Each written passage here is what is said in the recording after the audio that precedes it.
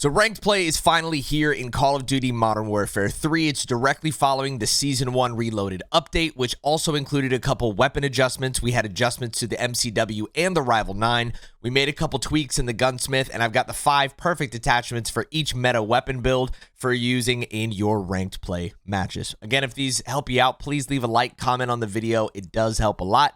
And if you want to watch some live ranked play content, come and see us at tst.live. We're doing a 100-hour series. I hope these classes help. Best of luck in your games. Now, before we get into the nitty-gritty of the Gunsmith and each of these builds, I just want to note that all of these I've tested in wagers, XPs, just regular matches. If you want to tweak them, go for it. Try a different muzzle, try a different optic, but I guarantee these are some scam-proof builds that'll make sure you find some success in ranked. Here we go. First up, we have the MCW. Now, again, this is the meta AR, and this is kind of a main AR class. The biggest change that we made with the Season 1 Reloaded update is this brand new muzzle called the Jack BFB. It's probably one of the most busted attachments I've ever seen. It literally is built-in Cronus for your weapons. So it's crazy busted. The only downside is it turns your radar ping into basically an advanced UAV ping, so it says the direction. I promise you, it does not matter. The recoil adjustment to this is so broken.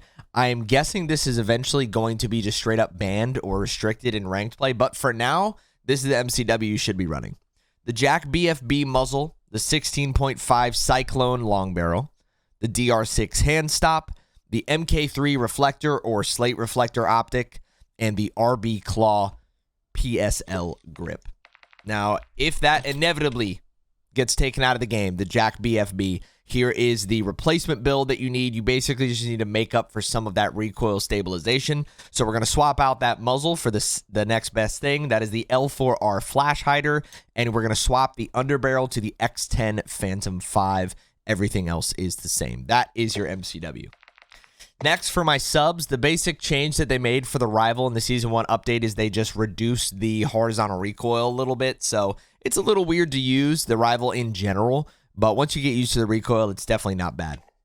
This is the Rival 9 class. There's not too much to play around with this. Some people use the Marauder stock, but the close quarters is just better for recoil stabilization. The Marauder is not worth the 1% sprint to fire gain. So this is the best Rival for you guys. Rival C clear shot barrel, Purifier muzzle brake, the DR6 hand stop, the EXF close quarters stock, and the Rival Vice assault grip. One of the main differences between ranked play and the actual CDL is the inclusion of karambits. Now, karambit is the secondary, the melee for this one, and it has a crazy movement speed, and also the karambit up close is so busted. There's going to be a lot of knife 3 pieces in the hills, so I don't know if that's always going to be a thing for ranked, but out the gate it is allowed. So on your subclass, definitely I would recommend a karambit. You might as well throw a karambit on everything, but I will give you a Raffica class or a Renetti class if you don't feel like using the karambit or just want that secondary, because switching to your pistol is always faster than reloading. We all know that.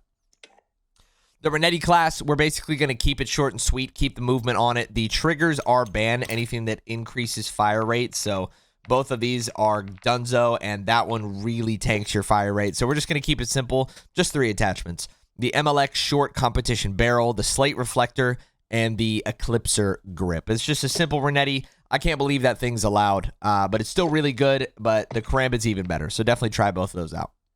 Now, that is pretty much the 2 meta weapon builds. That is really all you're going to need for success in ranked play, but they do have snipers allowed in this one, and those 2 snipers are going to be the KATT AMR and the XRK Stalker. Now, the KATT is pretty much a one-hit waist and above in this game.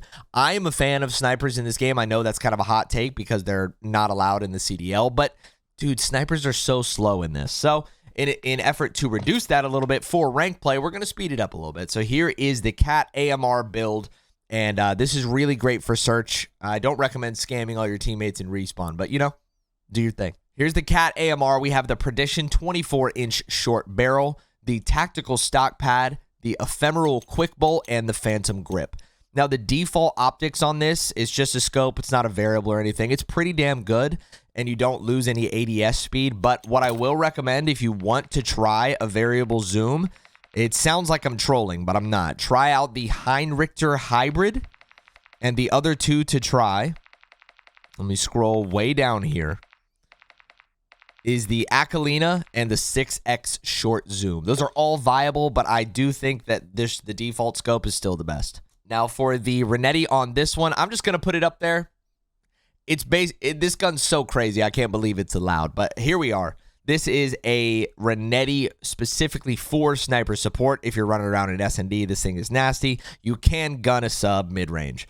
MLX extended heavy barrel, slate reflector, the FTAC folding stock. I slapped a 24-round mag on there, and the Bruin onslaught rear grip. This thing's crazy, but for some reason, the pros are just totally cool with the Renetti. And while we're at it, I mentioned that the other snipe allowed is the XRK Stalker. This is the build that I'm going to be using for this. It's not quite as good at S&D. You might get a hit marker or 3 here and there, but it's still fun to use, and it's nice to have 2 snipe builds. So the KLX short barrel, the TAC 840 stock, the XRK Stalker Light, and the XRK Stalker Factory. Now, again, same optics apply. If you want to try different ones, you can try the Heinrichter, the Akalina, or the 6X Short. But again, the default scope is really good on this thing. Now, before I leave you guys to your games, let me talk real quick about throwables and perks. In this game, it's Stun Frag or Stun Semtex. That's the default. Also, I would highly recommend making a named smoke class.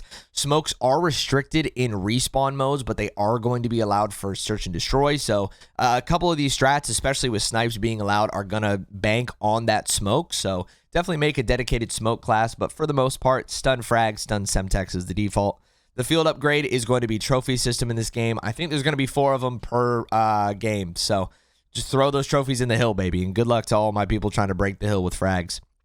For our perks, the Marksman Glove are definitely the best. The Covert Sneakers are dead silence in this game. And EOD padding for perk 3 because TAC mass does nothing. The only other thing you can try messing around with is the Commando Gloves. I run this on my subs. This is to swap out Marksman, which is that focus or flinch. The Commando Gloves allow you to reload while sprinting. The Rival does not have a huge clip in it, so if you get a 2-piece, you need to reload for a 3. The Commando Gloves allows you to reload while sprinting, so I definitely recommend slapping this on for a respawn class. And last but not least, pretty much the only thing to note is for some maps, to get to some places quicker, you're going to want to make a lightweight class. So we should have enough created class slots to even do this in the first place. But for a rush class, if you need to get to hedge on terminal quick on S&D offense, make one lightweight class just to try it out. Make a lightweight with a field upgrade dead silence class. Dead silence, super trolly in this game as a field upgrade. It's just like MWII. You have corrosive heat waves coming off you, and you have to activate the whistle radio. But just for one, slap on lightweight boots. You're going to be stomping there, but you will get there quicker, and that first blood might be everything you need for the round. That's all I got for you. These are the best weapon builds for MWIII Ranked Play. Again, I hope they help you out. Best of luck in your games. Come and see us at tst.live. Thank you guys for watching another upload. As always, I'm OpTic Blake. We'll see you out there.